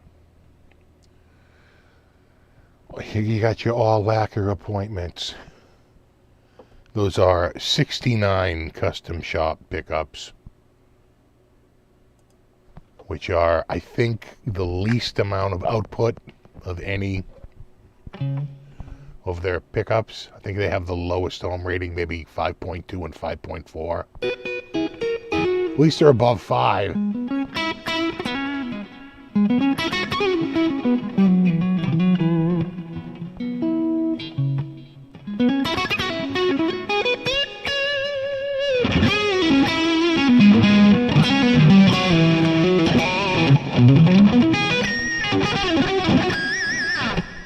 I have not heard the new Skid Row. I'll have to lay it on Henning. You know, Henning's he got a big fight with, not fist fight, he got a legal fight with Sebastian Bach. So he hates anything Skid Row related. Yeah, this is Sherwood Green. Sherwood Green. I sure would like a green like that. Sure would.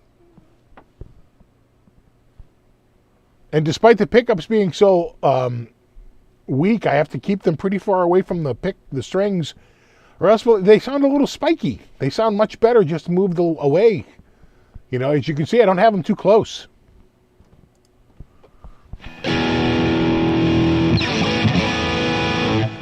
What was he beefing with Bach about? I guess they had worked on a project together and he had hired Sebastian Bach. And I guess Sebastian Bach thought he deserved like a writing credit on something. And Henning wouldn't give it to him. Said he was like, I think maybe a vocal for hire. And Bach sued him. And I don't know what happened. The terms of the outcome were not disclosed. But it felt, based on Henning's attitude, that Sebastian Bach might have won.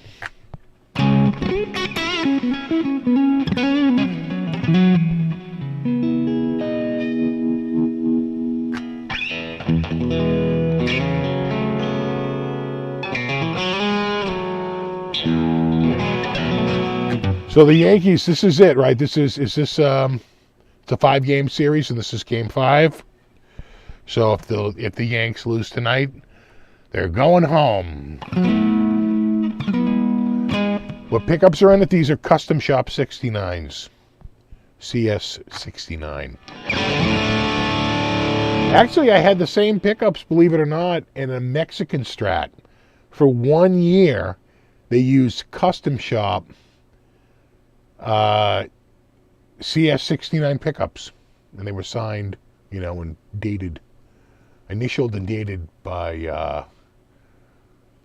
you know, Abigail Ibarra. So,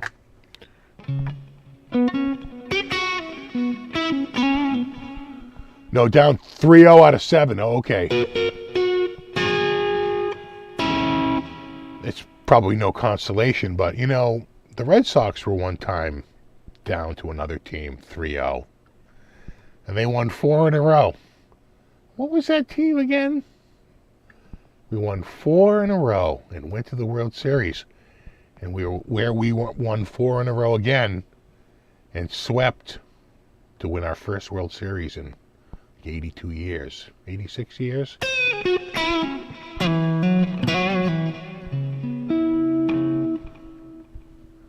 The ding in the top horn? I don't know. I bought it used. The maniac who owned it before me. You know? There's even a bigger ding on the back. I don't know if you can see it. It's right there. Can you see that? Can you see it? It's right there. Look close. Yeah.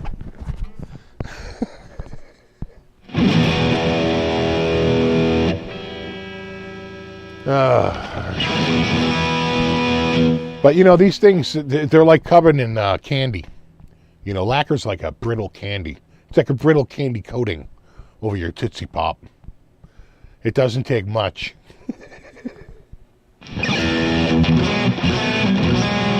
Exactly. Maybe I was just playing too hard. Ron's got it right. I just like hit it with a pick, a big chunk comes out.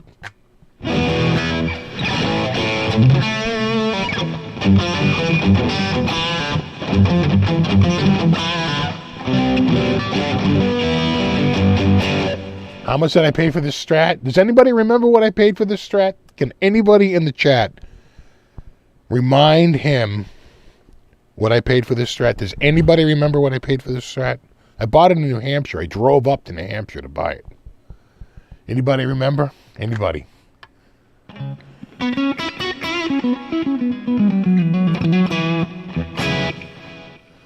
Rockin' Bro is too high. Ian's guitar check is too low.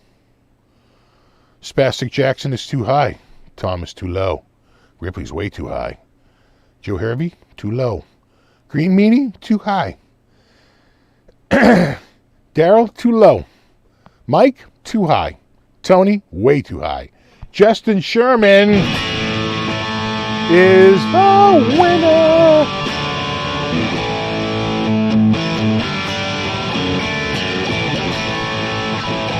Though technically, if you look at my receipt, they rang it up as $5.99 for the guitar and $1 for the case.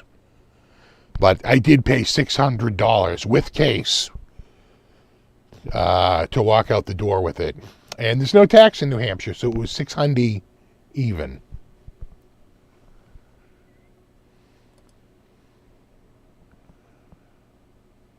They didn't know what they had, and they were scared of this guitar. And I was all too happy to take off of them. You know. I know, right? What a bargain. I know. It's all lacquer. You know, it's full-on AVRI. It's a 62 AVRI body, but the neck is actually off of 59 AVRI in 2016. So the body's actually 1999. The neck is 2016. And the reason why the guy put this neck on it is he wanted the clay dot inlays. He wanted it to look like a 62. And he felt it would never look like a 62 unless it had the clay dot inlays. But they didn't make the clay dot inlays on the 62. You could only get it on the 59, but he didn't want the 59. He wanted this because it doesn't have the same holes of the pickguard, right? This is the stupidness we go through. So whoever built this guitar, it's a 62 AVRI Fender body. It's a 59. It's literally 17 years younger, the neck, than the body. And then the pickguard is just Fender Custom Shop. And I got to say, whoever did the work on the pickguard is stellar. I mean, it looks like friggin' factory work. I almost feel like he bought this as a pre-made, you know.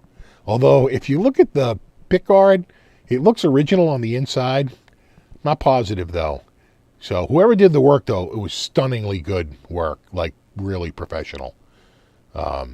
So, you know, I could part it out. The day I bought this for $600, this neck was on, one of these necks was on sale up on eBay or Reverb, but it just sold for $625.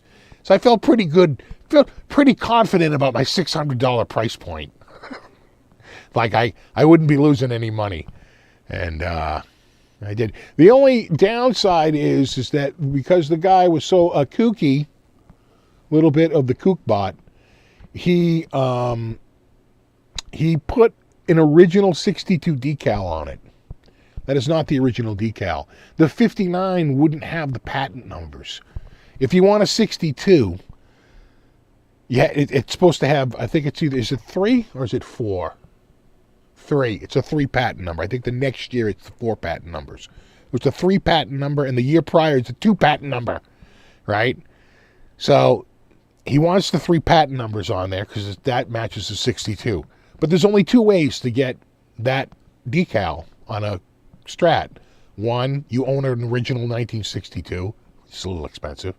Or 2, you buy a custom shop 62, and they go through the step of actually putting on a real 62 looking with the, period correct, patent numbers and all that crap.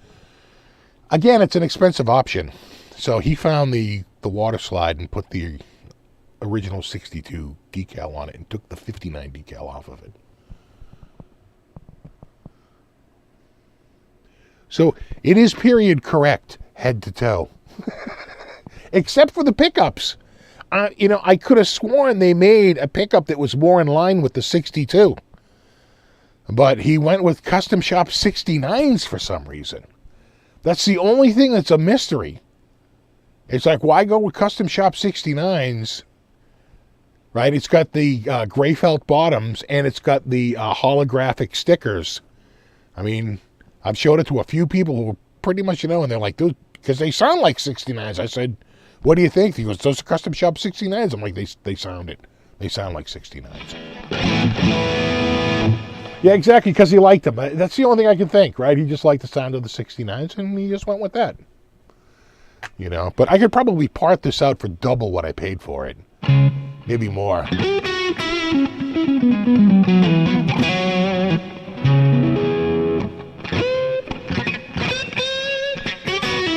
The only thing I don't like about this neck is that it's a D shape. Right? It gets kind of chunky kind of fast. It's not too bad down here, but up here it gets chunkier. I like the feel of that Eric Johnson Strat way more. This has got way more of a shoulder on it up here. So I'm not too crazy about. Not so much down here. This down here is nice. You get up here, it's got a big wide shoulder on it, big broad shoulders. I'm not crazy about it. That's because it's really a 59 neck. They want to sell that, give the crowd first dibs. Well, Jamal has always, Kareem Jamal, he's always said he wanted this, but I haven't seen him on here in a while. He may have lost his standing in line, because I never see him on here. So, if I was ever going to sell this, I probably would just go through somebody on here. It's got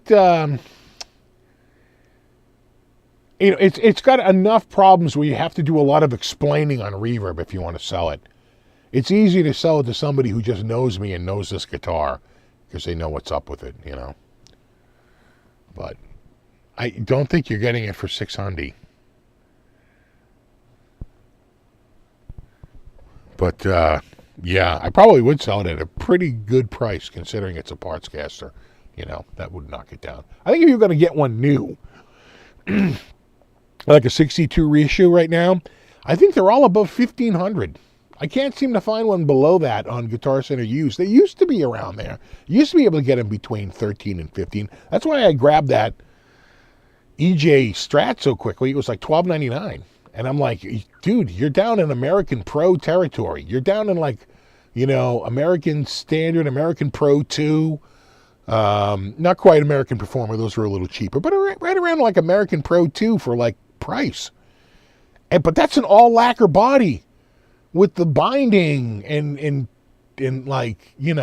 courtesan neck and like all these features that, I'm just not seeing that in any other guitar in the same price area. I'm like, show me another guitar with all lacquer on it in the same area. There was nothing. Oh, thanks, Sassy Cat. No, thank you. 630. It's a bidding war. We're up to 631.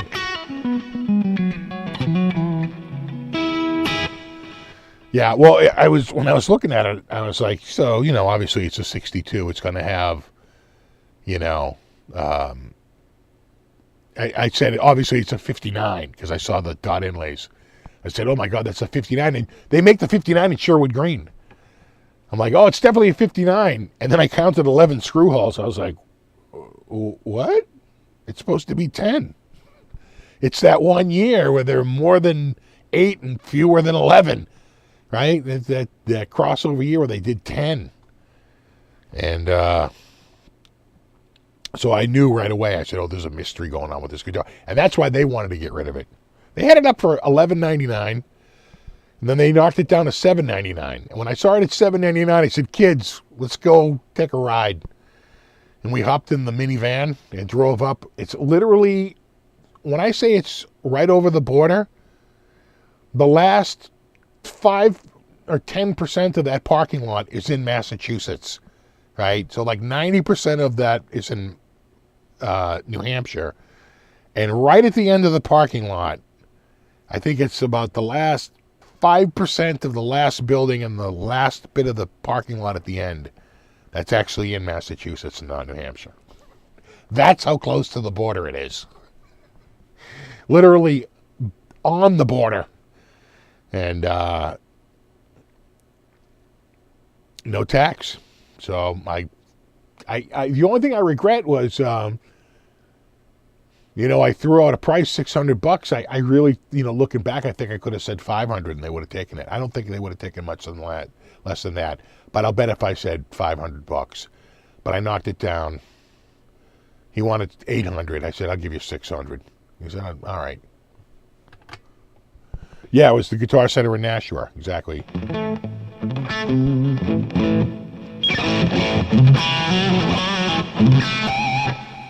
What happens if your store is on the state line half and half? Well, I know that like if your house, there were a few houses we were looking at that were partially in Milton and partially in Boston. And you had your choice of schools. You could go to either one. And you were assessed based on the square footage for each parcel. It's kind of bizarre. You had to pay taxes to both towns, I think.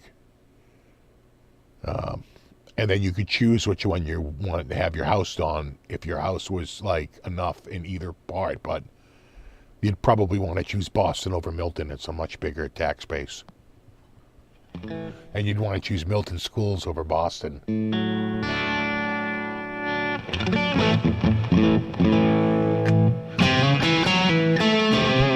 Yeah, sure. All right. Sounds good, speaker. Thanks for hanging out, buddy. Yeah, we're going to wrap this up. It's 9 o'clock. I am actually getting kind of thirsty. It's like I was out in the yard today, like just doing so much friggin' work. It's so gorgeous out today. It's about to come crashing down for temperature, so God, I'm thirsty. I am ready for a drink. Dudes, thanks so much for hanging out. No, you rock. I will, I'll see everybody in a week. Maybe I'll probably have a video or two out this week. At least one video. And check out Ben Coombs' show tomorrow night. I think at 8 p.m. I don't want to, give too much away, but I think he's got Taylor Swift on tomorrow night. Go figure. Anyway, she's got a new album out. So super thanks to everyone for hanging out. Super mega thanks to anyone who contributed. Always appreciated. And bro fist to my mod squad. Hashtag mod squad. I thought so. Taylor hounded you to return. She just wants to promote her album on your site, dude. But, All right, dudes. No, you rock. See you guys in a week. Live. And maybe sooner than that. Through the magic of video. That's the official video. All right, dudes. Have a good one. We'll see you next week. And there you go. There you have it. Did you hear that? I think Taylor Swift is Tom Brady. They're saying that Tom Brady might have But I found a new girlfriend in Tay-Tay. Okay. Very interesting. Anyway. Find out. Ask her about that tomorrow night, Ben. See what she says if she's dating Tom Brady. She'll probably be very tight-lipped about it. You watch, she'll be a no-show. I don't know. I just got a feeling. Anyway. You rock. We'll see you in a week. And there you go. Later.